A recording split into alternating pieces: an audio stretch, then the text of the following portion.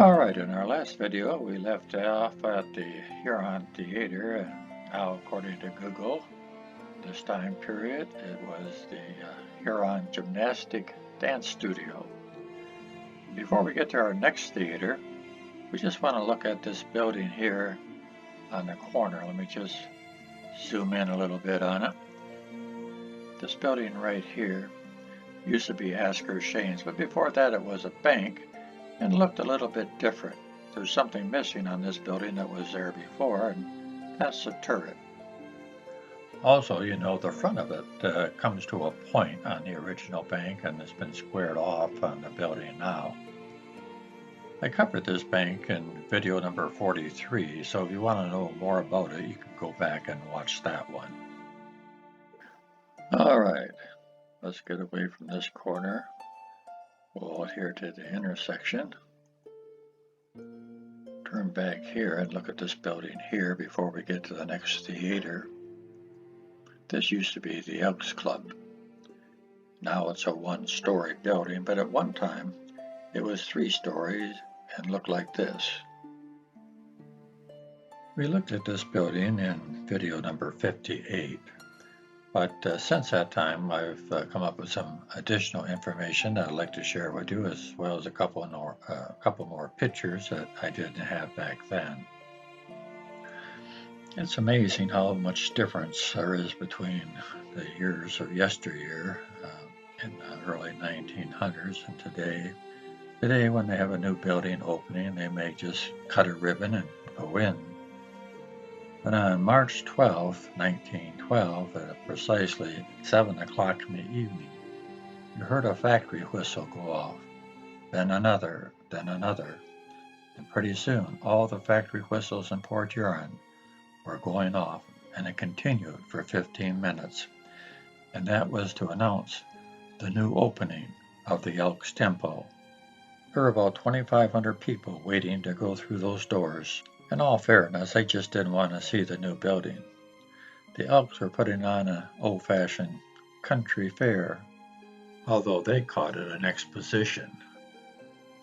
The price of admission for everyone was 10 cents, and for every person entering the building and paying the admission price, a coupon was given, which afforded them an opportunity to secure 3 prizes the same night.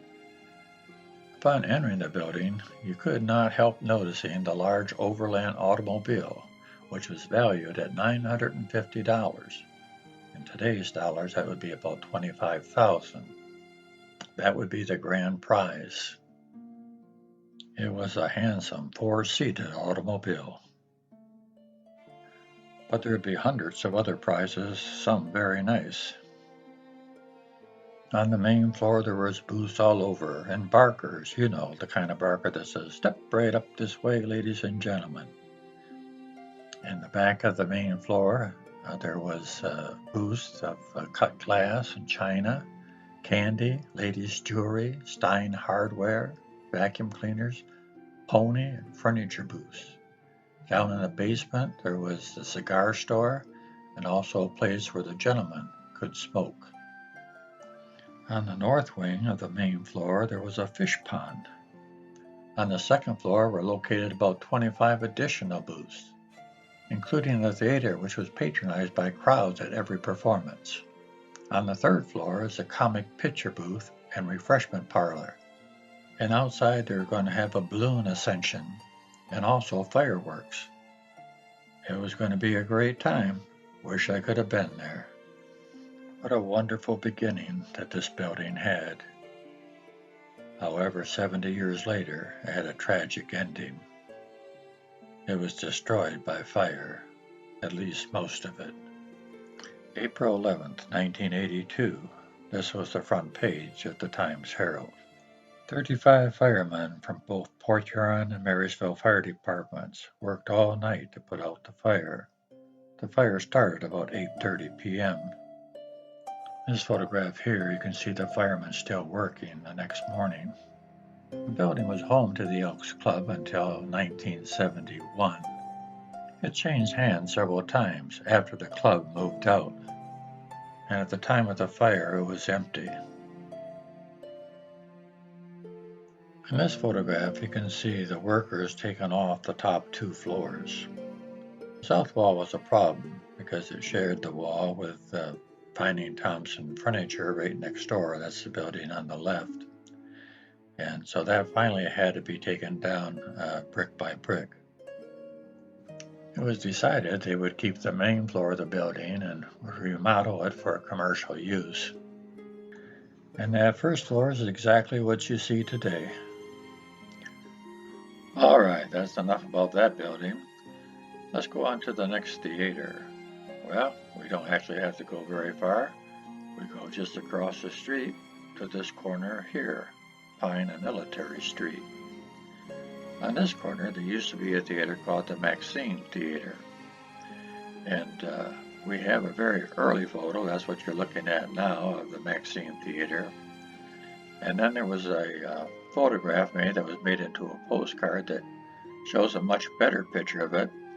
And you can see that they've added a canopy out in front on the sidewalk and made the marquee come out there as well. You can see the Maxine sign hanging under the canopy, and out front, attached to the post, it looks like they got the banners of the future coming attractions right by the curb. There's an interesting story associated with the Maxine Theatre, and it involves a fellow by the name of John Kaysen, also known as Jack. He was known in Port Huron as Mr. Theatre. He started out at the Bijou Theatre as an usher. He then was promoted to assistant projectionist. Later, he went to the Maxine Theatre, where he was a projectionist, and he met his wife, who was the organist. And the rest was history. After the Maxine Theatre, he went to be the projectionist at the Desmond Theatre, and after that at the Huron Theatre, and after that he went to McMorran as the stage manager. In 1940, Mr. Kaysen ran for mayor and won. He was the last full-time mayor of Port Huron prior to the city's change to the city manager form of government. All right, well, as we mosey on down the street, going north, we come to 917 Military Street. And at one time, this is where the Strand Theatre used to be. It's pretty hard to tell with this building here now. The old buildings are all gone, but this is about where it would be.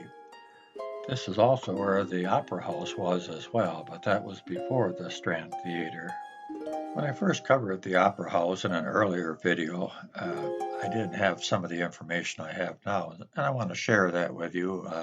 Some of these things came out of the archives of the newspaper, but I found this one here in May of 1874. It says Harrington's Block, a handsome new business block to be built, a description from the architect's plans. I think I've told you this before in my videos, but when they refer to block, they're not talking like a city block like we know it, but large buildings were referred to as blocks. This building would have 4 stores on the first floor. On the second floor would be the public hall, or the opera house actually. On the third floor there was 2 double and 4 single offices, as well as there was on the first floor, along with the businesses. On the 4th floor there was 4 single offices, and even talks about the basement. The basement is so good, you could even put a store down there. You can put your restrooms down there, whatever you might want. This is all from the architect's point of view, of course. In this clipping, I found out something I didn't know. The Opera House had a dome and a skylight in it. That would have been right above the Opera Hall. The second thing I found out that I didn't know, that the front of the Opera House had a yellow pressed brick. And if I recall, most of the buildings on that block had red brick. And if you want to know what yellow pressed brick looks like, this is it. It's very difficult to tell in a black and white photograph, but if you look at the building to the left of the Opera House, you can see it's a darker color. So that would make sense. And I found this concerning the grand opening.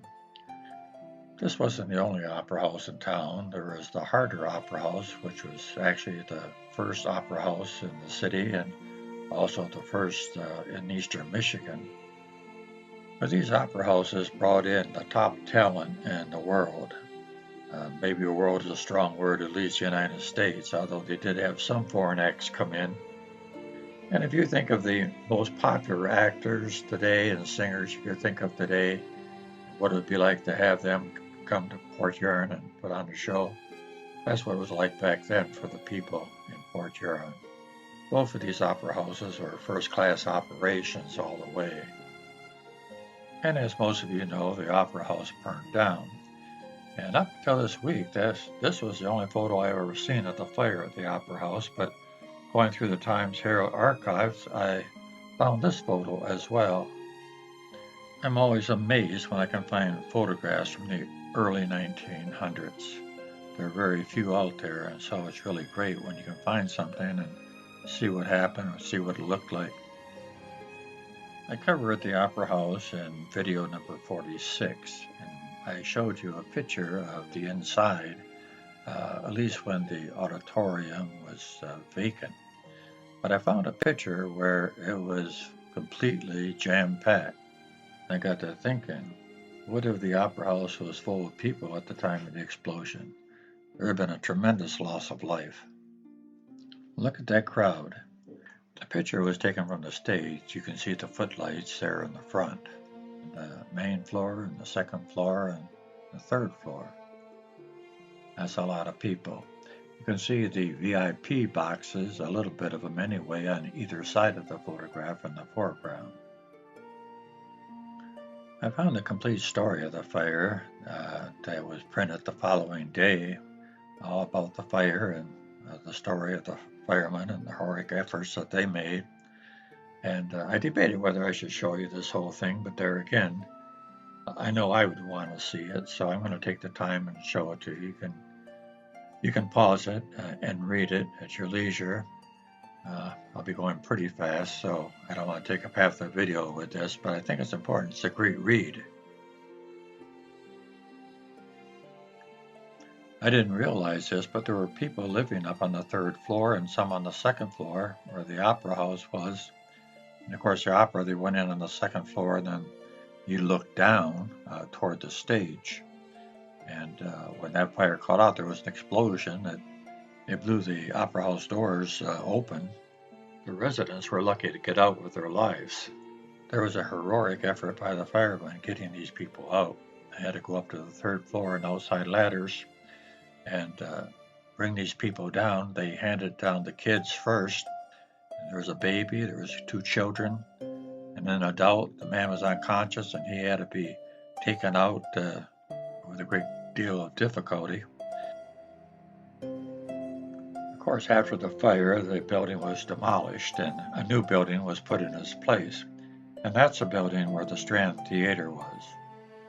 The Strand Theatre was actually in 3 different locations in Port Huron. Besides Military Street, it was located on Broad Street, or now McMorran, in what used to be the old high school gym. There it was called the Broadway Strand. And then it was located on Huron Avenue in about the 400 block. And we'll look at those later. Reynolds buys new building. Former Strand Theatre to be remodeled for a jewelry store.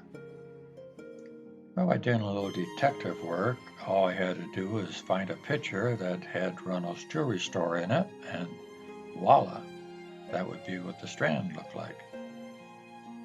Well, it turned out to be a little harder than it sounded, but I finally did find something.